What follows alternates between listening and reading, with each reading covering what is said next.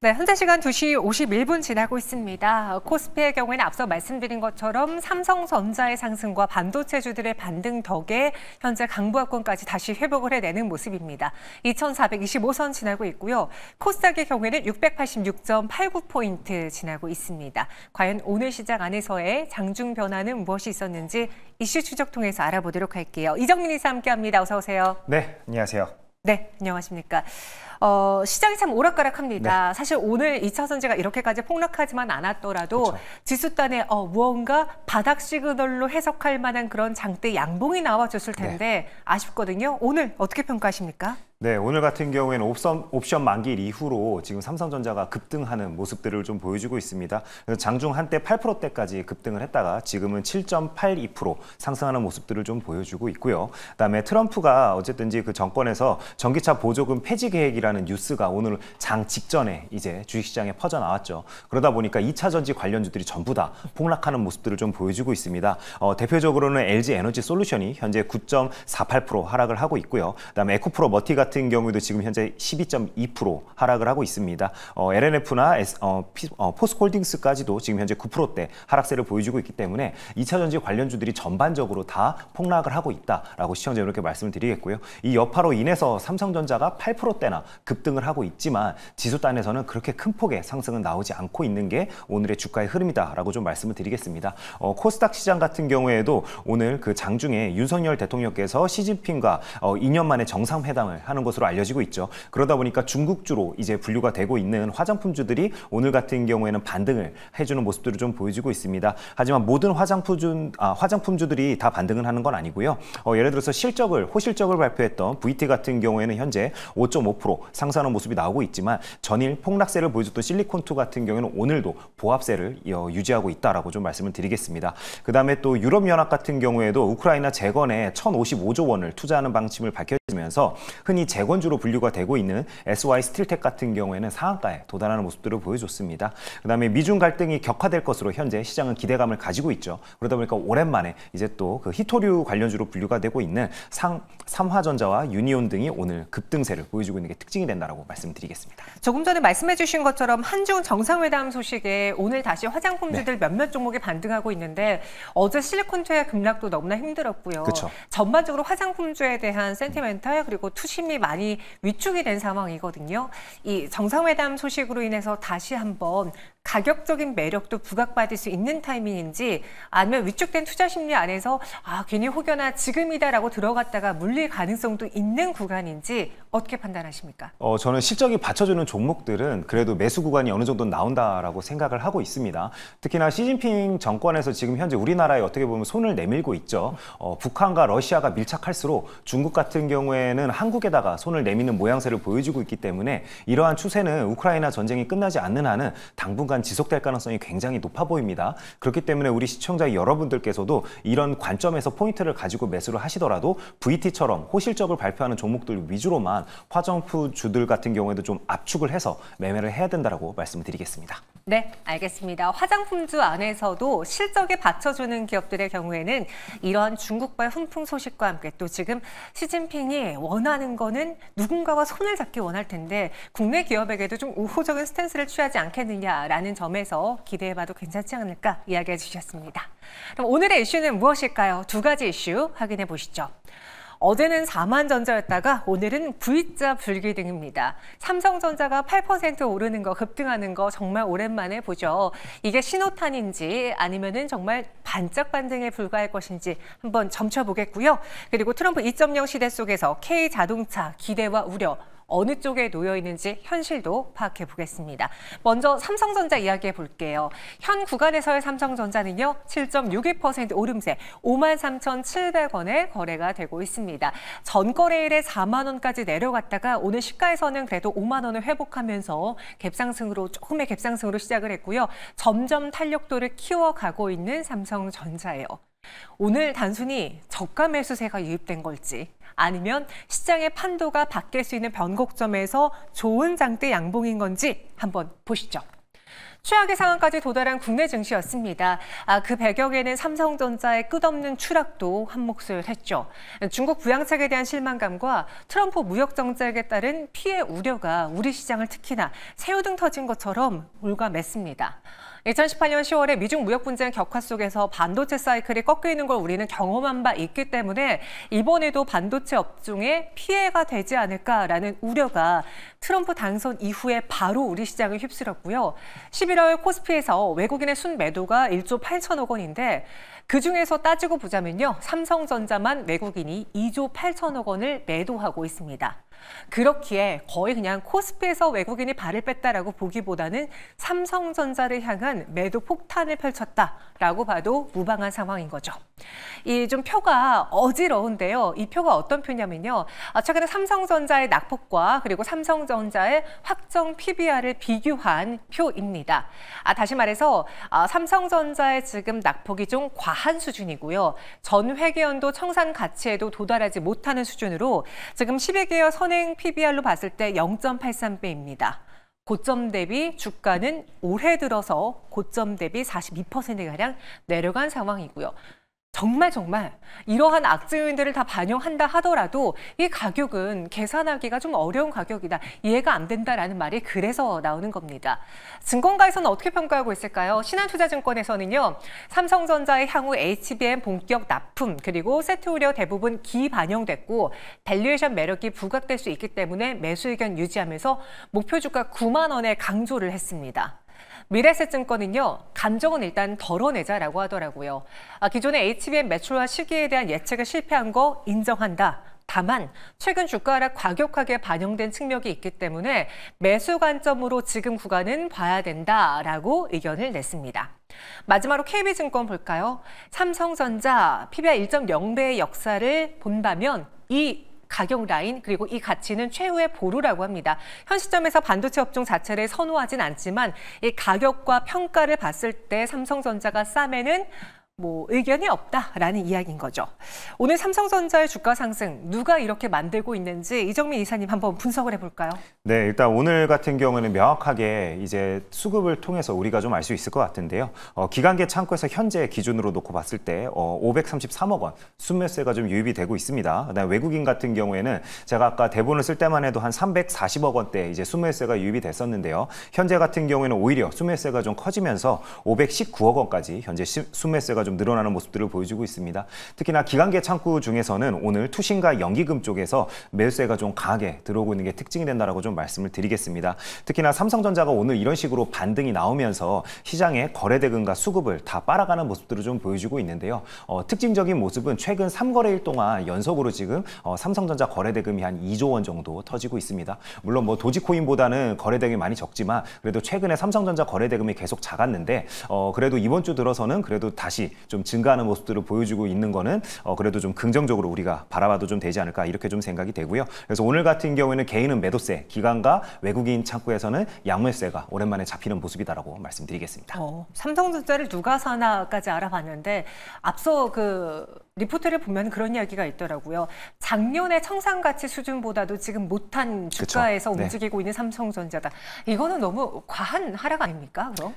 일단은 정확하게 말씀을 드리면은요. 네. 고점 대비해서는 많이 빠진 건 맞습니다. 88,800원에서 지금 최저가로 이야기를 한다면은 49,900원까지 하락을 했죠. 그래서 고점 대비해서는 마이너스 44%나 하락을 한 부분이기 때문에 삼성전자라는 대형주 치고는 굉장히 단기간 안에 큰 폭의 하락세가 나온 부분은 분명히 맞다라고 말씀을 드리고요. 특히나 13일 날 같은 경우에는 PBR 기준으로는 0.97배, 그다음에 어제 같은 경우 0.88배까지 하락을 했었죠. 오늘 이런 식으로 반등이 나온다라면은 다시 PBR 기준으로는 1배를 겨우 넘는 수준은 그래도 회복할 것으로 이제 좀 생각을 해도 될 것 같고요. 하지만 시장에서 항상 바라는 부분은 이런 것 같습니다. 우리는 주식을 항상 꿈과 희망에 비교를 하면서 매수를 하기 마련이죠. 근데 삼성전자 같은 경우에는 꿈과 희망이 사라졌다는 이런 어떻게 보면은 패배감을 주가가 많이 누르는 그런 모습들을 좀 보여줬었기 때문에 최근에 주가의 하락도 그런 부분들을 오로지 다 반영하고 있는 게 좀 특징이 된다라고 좀 말씀을 드리겠습니다. 저는 그럼에도 불구하고 시청자 여러분들 게 장부가치 이하 또는 장부가치 정도까지 빠졌다라고 해서 섣불리 매수하면은 앞으로도 좀 고생할 가능성이 좀 높다라고 좀 생각을 하고 있습니다. 단순히 가격적인 밸류에이션만 놓고 봤을 때는 분명히 저렴하고 저평가 구간은 맞습니다. 하지만 바닥을 굳이 내가 확인할 필요가 있을까라는 관점으로 좀 생각을 해본다라면은 개인 투자자분들은 포트폴리오 전략을 펀드 매니저처럼 굉장히 세분화해서 할 필요가 없죠. 오히려 그렇게 되면은 예수금이 불어나는 속도가 늦어집니다. 그렇기 때문에 저는 오히려 이렇게 삼성전자가 반등이 나온다라고 해가지고 너무 섣불리 매수는 할 필요가 없다라고 좀 생각이 됩니다. 특히나 최근에 또 오늘 이렇게 V자 반등이 나오는 것처럼 저점 구간에서 7, 8%대 상승이 나온다라면은 꼭 한 가지 튀어나오는 이야기가 있습니다. 삼성전자가 20% 정도 그런 급반등하는 모습이 나오면 어떡할 거냐 이런 식으로 말씀하시는 분들이 있는데요.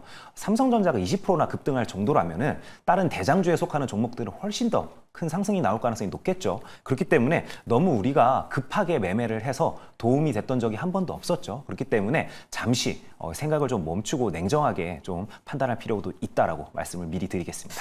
가격적으로 저렴하거나 싸다라고 말할 수는 있지만 그렇다고 내가 무조건 매수를 해야만 하는 구간인가? 그건 또 다르게 해석이 된다라는 입장이신데 그럼 그 의견은 반도체 전반에 다 해당되는 겁니까? 삼성전자에만 해당되는 겁니까? 당연히 삼성전자에만 해당된다라고 제가 좀 말씀을 드리겠습니다. 저는 아마 방송에 나오는 전문가들 중에 유일하게 개인이 삼성전자 사서 부자 될 가능성 없다라고 좀 말하는 사람 중에 한 명이죠. 네, 제 경험에 의해서 그렇다라고 항상 말씀드리고 있습니다. 삼성전자를 매수해서 3년, 5년 들고 가야지라고 물론 생각을 하시는 분들도 있겠지만요. 제가 2차 전지 때도 그렇게 말씀하시는 개인분들을 너무 많이 봤는데 이번에 그 하락기를 경험하면서 역시나 그렇게 크게 변하진 않는다라고 저는 여전히 좀 생각을 하고 있습니다. 그렇기 때문에 그렇게 오래 들고 갈 분들이 아닌 걸 전 미리 알고 있다라고 판단을 좀 해본다라면은 삼성전자를 굳이 포트에 편입시킬 이유는 여전히 없다라고 생각이 됩니다. 저도 계속 방송에 나와서 어쨌든 대장주 매매로 좀 위주로 좀 매매를 하자라고 좀 말씀을 드리는 사람이기 때문에 삼성전자가 대장주가 아니기 때문에 굳이 포트에 편입시킬 이유는 없을 것으로 저는 좀 생각이 된다라고 말씀드리겠습니다. 그리고 또 중국을 배제하는 반도체 상황 속에서 오히려 국내의 소부장 업체들이 중국이 우리에게 손을 뻗을 수도 있고 혹은 중국과 손을 못 잡는 사람들이 우리에게 손을 뻗을 수도 있다라는 그런 분석을 봤는데 그런 반사이익에 대한 기대는 접어들까요? 어떨까요? 일단은 우리가 기대감은 충분히 가질 수 있는 환경적인 요인은 분명 됐다라고 저도 생각을 합니다. 근데 이런 식으로 미국이 제재를 함에 있어서 낙수 효과를 입을 게 꼭 국내 기업들일까에 대해서는 또 한번 생각을 해봐야 됩니다. 왜냐하면 일전에도 이제 반도체와 관련되어 가지고 미국 정부가 이제 중국 정부와 대립각을 세웠었죠. 근데 낙수 효과를 가장 크게 입은 거는 일본 반도체 이제 그 소위 얘기하는 소부장 기업들이었죠. 그렇기 때문에 항상 뚜껑은 열어봐야지 됩니다. 근데 일단 우리나라는 현재 주식시장 시황 자체가 좋지 않죠. 계속 수급이 다른 시장으로 뺏기고 있는 상황입니다. 예를 들어서 뭐 미국 주식시장이나요, 아니면은 뭐 코인 시장으로 현재 개인들의 자금도 급속도로 이탈을 하고 있는 상황이기 때문에 너무 예측 매매를 했다가는 또 한 번 물릴 가능성이 높기 때문에 저는 이런 식으로 물론 우리가 기대감을 가질 수 있는 어느 정도의 환경은 되었지만 섣불리 그렇다고 해서 소부장 종목들을 매수하기에는 아직은 이르다라고 좀 생각이 됩니다. 그렇기 때문에 트럼프 정부가 1월 말이면은 이제 정식으로 이제 들어서죠. 그 이후에 어떤 정책을 펼치는지 한 번 더 확인한 다음에 매수해도 늦지 않다라고 좀 말씀을 드리도록 하겠습니다. 저희 시청자분 중에 한 분이요. 그럼 대장주가 무엇인가요? 라고 질문 주셨는데 그동안 반도체 하면은 그냥 저희는 다른 고민할 것도 없이 대장은 삼성전자 아니면 SK하이닉스였습니다. 그런데 워낙 코스피를 향한 외국인의 투자 심리가 그리고 모든 사람들의 투자 심리가 위축된 상황에서 굳이 이 지수의 인덱스 역할을 하는 종목을 투자할 필요가 있을까라는 의구심이 들거든요. 현재 반도체주 내에서의 대표, 대형주와 그리고 최선호주 어떤 종목이 될까요? 일단은 시청자 여러분들께 저라면 하나인더 좀 쳐다보자라고 좀 말씀을 드리도록 하겠습니다. 하나인더 같은 경우에는 1월 달에 제가 미리 말씀드릴게요. 한미 반도체와 뭐 비교하는 이야기는 전 할 생각이 없고요. 단지 이제 하나인더 같은 경우에는 하나비전과 1월 달에 합병을 앞두고 있습니다. 그룹사 전체로 놓고 봤을 때는 이제 어떻게 보면은 승계에 대한 이슈로 인해서 이런 식으로 합병이 이루어지기 때문에 최근에 저는 이러한 여파로 인해서 언플이 굉장히 심하게 이루어지고 있다라고 좀 판단을 하고 있습니다. 그렇기 때문에 이런 상황에서 주가가 빠진다라면은 당연히 어떻게 보면은 모양새가 좀 안 좋게 되겠죠. 그렇기 때문에 여러 가지 모멘텀들이야 다른 전문가분들이 많이 말씀해 주셨기 때문에 저는 지금 가격대라면 하나인더도 한번 노려볼 만하다라고 좀 생각이 되고요. 그다음에 HBM 전수조사 핸들러 개발사로 알려지고 있는 테크윈 같은 경우에도 최근에 지수가 빠지면서 그래도 요 며칠 동안 좀 하락하는 모습들을 좀 보여줬죠. 어쨌든지 메모리 3사 모두를 고객사로 보유하고 있기 때문에 그런 고객사 다변화 측면에서는 테크윈도 분명 한 번 더 슈팅이 나올 가능성이 높다라고 생각되기 때문에 이 두 개 종목을 좀 눈여겨보자라고 시청자 여러분께 말씀을 드리고 싶습니다. 네, 테크윈 그리고 하나인더스트리얼 솔루션즈 이렇게 두 종목 이야기해 주셨고요. 이어서 두 번째 이슈로 넘어가 보도록 하겠습니다. 모처럼 현대차를 한번 좀 다뤄보도록 할게요. 현재 주가 분위기는 어떨까요? 오늘 자동차주들의 그래도 좀 반등이 나와주고 있는 가운데 현대차 많이 좀 눈에 띕니다. 3.23% 오른 20만 8천 원. 기아는 현 구간 보합에서 움직이고 있고요. 현대차는 20만 원에 사수하기 위해서 노력하고 있습니다. 오늘 하나의 좀 기사가 나왔습니다. 이 현대차가 57년 만에 처음으로 외국인 사장 호세 무뇨스를 임명했다라는 기사가 나왔습니다. 이정민 이사님, 네. 혹시 이 기사가 의미 있는 기사입니까? 57년 만에 첫 외국인 사장이라고 하니까 네. 무언가를 의도하고 이 사장을 임명한 것인지 궁금해지더라고요. 일단은 어떻게 보면 기업 문화 측면에서 바라봤을 때는 분명 의미 있는 기사는 맞는 것 같습니다. 네. 어쨌든 미국 시장에서 괄목할 만한 성적을 지금 현재 내고 있기 때문에 현대차 같은 경우에는 완성차 업체들 중에서는 빅3 안에 드는 것으로 이제 명칭이 좀 바뀌었죠. 타이틀이 바뀌었는데 이전만 하더라도 한 3, 4년 전만 하더라도 항상 빅5로 이야기했었는데 이제 우리가 빅3로 당연시 여기면서 이야기할 정도로 현대차의 성장을 이끈 그런 CEO 중에 한 분이 이번에 어떻게 보면은 이제 또 발탁을 한 번 더 한 거기 때문에 굉장히 의미 있는 기사라고 저도 좀 생각을 하고요. 특히나 미국 법인을 맡은 뒤에 흑자 전환을 이루었습니다. 이분께서. 그래서 매출 같은 경우에도 기존에 15조 원대였는데 40조 원대로 볼륨 자체를 키우셨죠. 그다음에 순이익 같은 경우에도 마이너스를 기록하고 있었는데 미국 법인 같은 경우에는 2조 7천억 원대로 개선을 시켰기 때문에 분명 능력은 있는 분으로 우리가 생각을 해도 될 것 같습니다. 그래서 성과주의로 인해서 새로운 인재 영입에도 호의적인 분위기가 그룹사 전체적으로 좀 이루어지지 않을까 하는 생각을 가지고 있다고 말씀드리겠습니다. 네, 그래서 이 현대차에서의 외국인 사장 임명 소식을 저는 약간 트럼프 시기를 좀 준비하는 건가 뭐 이런 생각도 했었는데요. 그렇게 크게 의미 부여할 필요는 없는 것 같고 현대차 역시도 지금은 많이 힘든 상황입니다. 네. 자동차 역시도 관세에 있어서의 피해를 볼 수 있는 종목이기 때문에 혹자는 트럼프 당선인 그 정권 아래에서 반도체 2차 전지보다 가장 큰 타격은 자동차가 받을 수도 있다라는 이야기를 한 바도 있어요. 현재 많이 위험한 상황입니까? 저는 어느 정도는 좀 염려를 하긴 해야 된다라고 좀 생각이 되고요. 네. 그리고 차라리 트럼프 정부에 다시 한번 등장을 걱정하는 부분에 대해서 우리가 포커스를 맞춘다라면은 이번에 CEO를 외국인으로 뽑은 것보다는요. 성킴이라는 분을 이번에 발탁을 또 했죠. 성킴 같은 경우에는 8시 뉴스에 많이 등장하시던 분이죠. 그렇기 때문에 이분의 앞으로 행보가 어떻게 될지 현대차 그룹 안에서 우리가 좀 눈여겨봐야 되지 않을까라고 저는 좀 생각이 되고요. 그다음에 일단은 지금 현재 보편적인 관세로 인해서 현대차가 어쨌든 타격을 입지 않을까 하는 이제 우려감을 많은 분들이 가지고 있습니다. 그렇기 때문에 이런 부분에 대해서는 정책적으로 만약에 이런 부분들이 실행이 되더라도 실질적으로 실적에 반영되기까지는 시차가 어느 정도는 존재하죠. 근데 중요한 건 주가는 항상 6개월을 선반영한다는 이야기를 우리가 하죠. 그렇기 때문에 이런 식으로 현대차나 기아 같은 경우에도 미리 이런 부분들을 우려했기 때문에 최근에 급격하게 하락세가 나왔다라고 우리가 좀 평가를 할 수 있을 것 같습니다. 그래서 증권사에서 이제 리포트 차원에서 이익 전망치를 대폭 낮추는 그런 리포트들이 쏟아져 나온다라면은 오히려 그때가 저점 구간을 만들고 이미 턴어라운드를 어느 정도 했을 시기로 저는 바라봐도 되기 때문에 일단은 관망하는 게 맞다라고 말씀을 좀 드리겠습니다.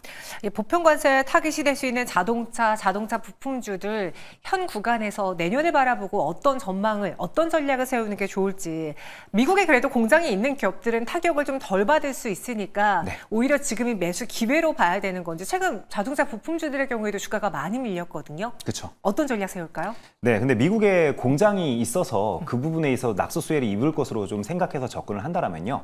한국 시장의 그 주식 시장 매매 난이도를 너무 낮게 보고 접근하는 가능성이 높겠죠. 그렇기 때문에 결국에는 전체적인 시황을 우리가 봐야 됩니다. 근데 지금 미국 시장과는 어쨌든 디커플링 돼서 움직이고 있는 시황 속에서 부품주를 너무 섣불리 매매할 필요는 전혀 없다라고 생각이 되고요. 오히려 정책 방향이 어느 정도 나온 다음에 1월 이후에 부품주들도 매매를 해도 전혀 늦지 않다라고 좀 생각이 되기 때문에 지금은 일단은 관심 종목들을 그대로 두고 매매는 하지 말자라고 시청자 여러분께 좀 말씀을 드리고 싶습니다. 그렇기 때문에 기계적으로 그러니까 기술적인 관점으로 매매를 하실 분이 아니라면은 그냥 보기만 하자 이렇게 좀 정리하도록 하겠습니다. 네, 현 구간의 이 자동차 업종 내에서의 대장과 최선우주를 또 꼽아보자면요.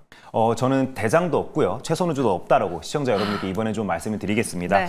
관망이 최선이다라고 현재 상황에서는 좀 생각을 하고 있고요. 지금 현재 용기 내서 매수한다고 해가지고요. 주식 인생이 다이나믹하게 변할 가능성은 없습니다. 그렇기 때문에 조금만 더 참아보자라고 말씀을 드리겠습니다. 특히나 제가 지난 시간부터 계속 말씀을 드리는 게 4분기 같은 경우는 항상 똑같습니다. 내년을 바라보고 농사를 미리 준비해야 되는 그런 시즌이죠. 그렇기 때문에 새로운 이슈가 시장에서 무엇이 등장하는지에 오히려 더 귀를 기울여야 됩니다. 시장은 항상 새로 등장하는 이슈에 훨씬 더 크게 반응하기 때문에 이런 부분을 생각해 본다라면 지금은 예수금을 아낄 때다라고 말씀을 드리도록 하겠습니다. 네, 알겠습니다. 저희는 여기서 오늘의 이슈 추적 마무리해 보도록 할게요. 이정민 이사와 함께했습니다. 설명 고맙습니다. 네, 감사합니다.